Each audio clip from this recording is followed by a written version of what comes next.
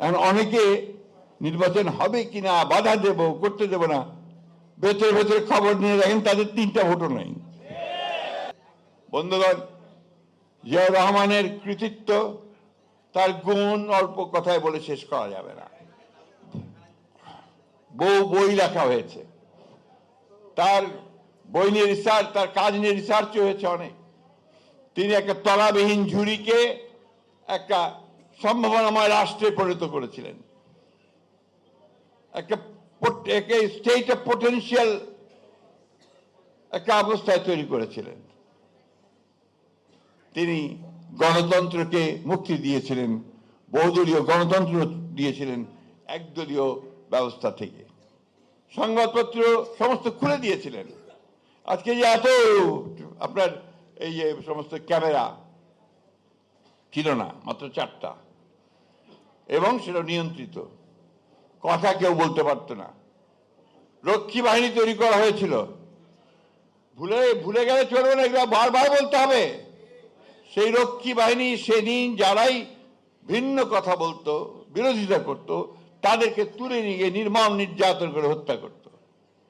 বাবাকে দিয়ে ছেলের মাথা কুড়াল দিয়ে কাটিয়েছে, তারপর সেই মাথা দিয়ে ফুটবল খেলেছে। আমার কথা নয়, ইতিহাসের কথা। খুলনার শান্তি সেন কমিউনিস্ট নেতা তার স্ত্রী এবং পুত্রবধূকে তাকে না পেয়ে এই রক্ষী বাহিনী তুলে নিয়ে গেছে। 21 দিন নির্যাতন করেছে, বস্তার মধ্যে ঢুকে পুকুরের প্রচন্ড ঠান্ডায় চুবিয়েছে, এরপর জেলে দিয়েছে।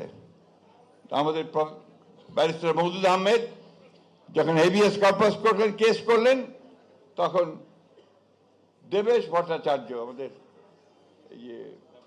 দেবপ্রিয় ভট্টাচার্যের বাবা তখন জাস্টিস, তিনি নির্দেশ দিলেন যে ওই 2 জনকে আমার সামনে হাজির করা হোক। হাজির করে তিনি তার প্রাইভেট চেম্বারে গিয়ে দেখলেন যে সমস্ত শরীর ক্ষত বিক্ষত। ওইখানেই তিনি নির্দেশ দিলেন তাদেরকে মুক্তি দাও। এই ছিল তখনকার অবস্থা। আমরা পরেও সে একই অবস্থা দেখেছি 14 বছর 15 বছর, তাই না? আমাদের কত ভাই চলে গেছে, কত সন্তান চলে গেছে, কত শিশু চলে গেছে।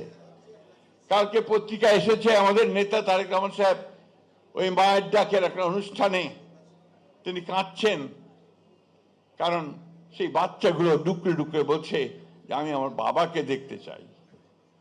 বন্ধুগণ, এই এত রক্তপাত, এত কষ্ট, এত যন্ত্রণা, এত ত্যাগ, এর পরেই আমরা এত পথ পাড়ি দিয়ে কিন্তু আজকে একটা জায়গায় এসেছি। সেই জায়গাটার সামনে নির্বাচন। আমরা আশা করছি যে এই নির্বাচনের মধ্য দিয়ে আমরা একটা গণতান্ত্রিক একটা অবস্থায় পৌঁছাবো, যেখানে গেলে আমাদের সমস্যাগুলোর সমাধান করে আমরা একটা নতুন করে একটা বাংলাদেশ রাষ্ট্র তৈরি করব। কাজও হয়েছে অনেক, আমরাও কাজ করেছি। আমরা যখন আন্দোলন করছিলাম তখনই আমরা এই রাষ্ট্র সংস্কারের রূপরেখা দিয়েছিলাম। প্রথমে ম্যাডাম দিয়েছিলেন 2016 সালে ভিশন 2030, এরপরে আমাদের নেতা অন্যান্য দলগুলোর সঙ্গে আলাপ করে 31 দফা দিয়েছেন, তাই না? ভুলে গেছেন নাকি আপনারা? 31 দফায় কি ছিল, কি আছে? আজকে যে সংস্কারের কথা বারবার বলা হচ্ছে, পত্র পত্রিকা রেডিও টেলিভিশনে খুব প্রচার হচ্ছে, প্রধান উপদেষ্টা থেকে সমস্ত উপদেষ্টারা নেমে গেছেন প্রচারণায়, ভালো কথা। যেটা আমরা বলেছি 22 সালেই আমরা এই সংস্কারের কথা বলেছি। আমরা যা যা বলেছি সবগুলো আজকে এখানে আছে। সুতরাং এই সংস্কারটি আবার আমাদেরকে প্রশ্ন করে অনেকে, আপনারা কি সংস্কারের পক্ষে না বিপক্ষে? ওটা তো আমারই সন্তান, আমি তো তার জন্য প্রাণ দিতে পারি। এই যে জিনিসগুলো সবসময় আপনার বিভ্রান্ত করার চেষ্টা করা হয়। আমাকে কেউ জিজ্ঞেস করলে বলে, আরে আমি সোজাসুজি বলছি মাই চাইল্ড। সুতরাং সংস্কার যেটুকু হয়েছে, যেখানে একমত হয়েছি সমস্ত রাজনৈতিক দলগুলো, অবশ্যই সেটা আমাদের হ্যাঁ আছে, সেটা তো না নাই। কিন্তু তোমরা কারসাজি করেছ, তোমরা কিছুটা বেইমানি করেছ। আমার বলতে কোনো দ্বিধা নেই। যেগুলো আমরা একমত হই নাই সেগুলো ঢুকিয়ে দিয়েছ।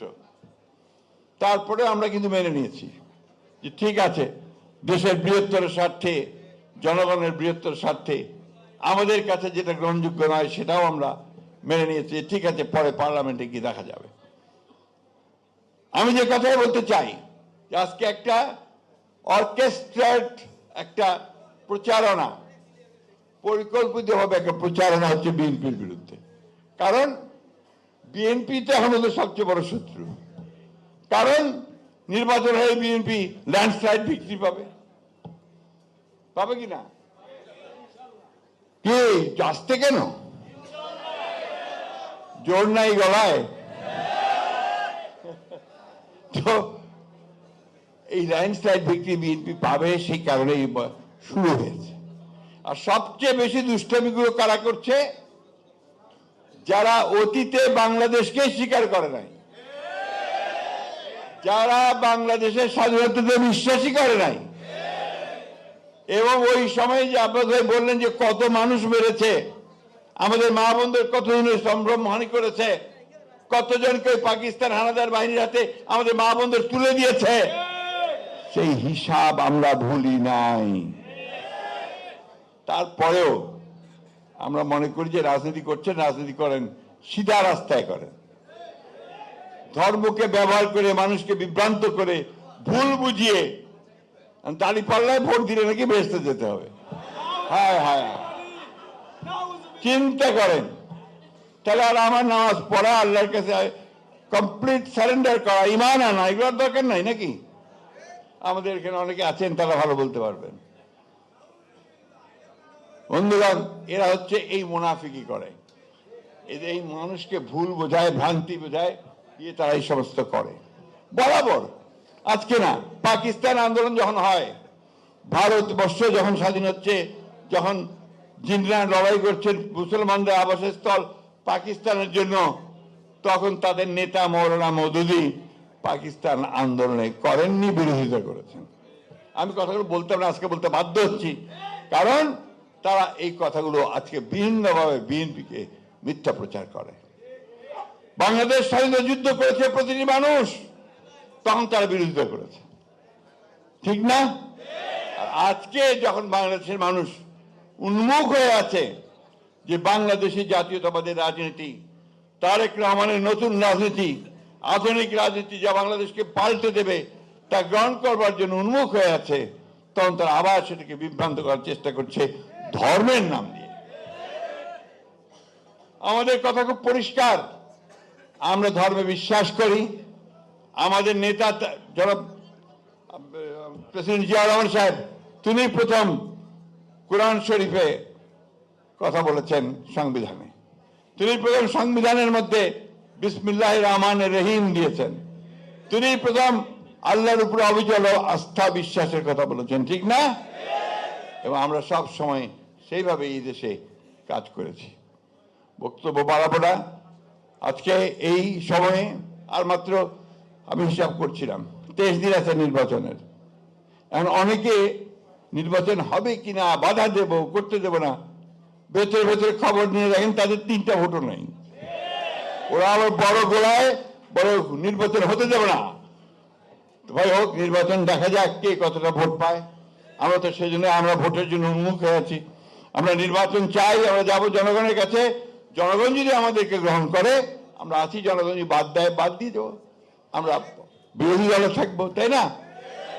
আগে থেকে এত গলাবাজি কেন ভাই? আমি সব শেষ করব যে আজকে আমাদের এই পরীক্ষাটা খুব কঠিন পরীক্ষা। এই নির্বাচনে নির্ধারিত হবে যে এই দেশ কি লিবারেল ডেমোক্রেসির হাতে থাকবে, নাকি আপনার সমস্ত উগ্রপন্থী রাষ্ট্রবিরোধী লোকদের মধ্যে থাকবে। আমাদেরকে অবশ্যই সেই উদারপন্থী রাস্তা বেছে নিতে হবে, গণতন্ত্রের রাস্তা বেছে নিতে হবে, মানুষের কল্যাণের রাস্তা বেছে নিতে হবে। সে কারণেই আমাদের 31 দফা, আমাদের চেয়ারম্যান সাহেবের যে 8 দফা দিয়েছেন, আবার নতুন করে ফ্যামিলি কার্ড, ফার্মার্স কার্ড, এই বিষয়গুলো জনগণের মধ্যে ছড়িয়ে দিয়ে জনগণকে সঙ্গে নিয়ে আমাদেরকে নির্বাচনে ধানের শীষকে জয়যুক্ত করতে হবে। আর ধানের শীষকে যদি আমরা জয়যুক্ত করি, তাহলে শহীদ প্রেসিডেন্ট জিয়া রহমানের প্রতি আমাদের শ্রদ্ধা জানানো হবে, আমাদের মাতা খালেদা জিয়ার প্রতি আমাদের শ্রদ্ধা জানানো হবে। ধন্যবাদ সবকে। আসসালামু আলাইকুম। বাংলাদেশ জিন্দাবাদ, বাংলাদেশ জাতীয়তাবাদী দল জিন্দাবাদ। শহীদ জি আমারও, দেশের বেগম খালেদা জি আমারও, তারেক রহমান জিন্দাবাদ।